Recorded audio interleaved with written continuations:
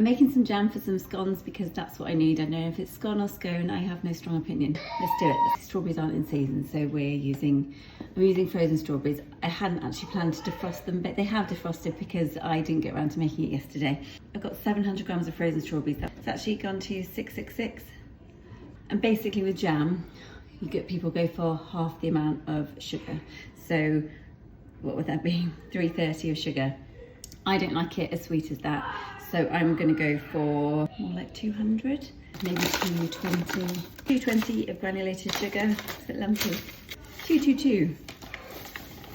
That's freaky. That's a low pectin fruit.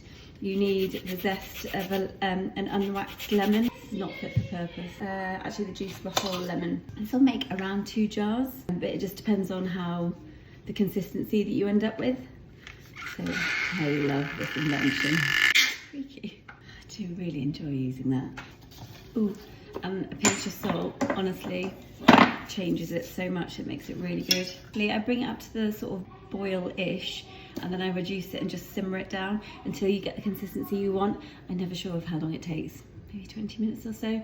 Medium heat. You do need to keep an eye on it, and you do need to stir it. Ideally, a heavy bottomed pan is better, but I don't have a small one, and I can't be able to get a big one out. But this is absolutely fine. I think it smells amazing. I made some raspberry jam last week for a Bakewell tart, and I took my eye off the ball and I reduced it way too much. So it's just lemon juice in there. It's not jam sugar, it's just normal stuff, and it is set like glue.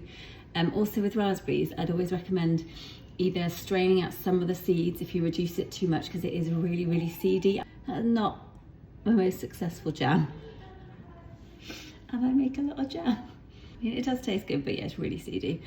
Seedy, it's really seedy. I might actually combine it with some cherries, because actually that'll work well.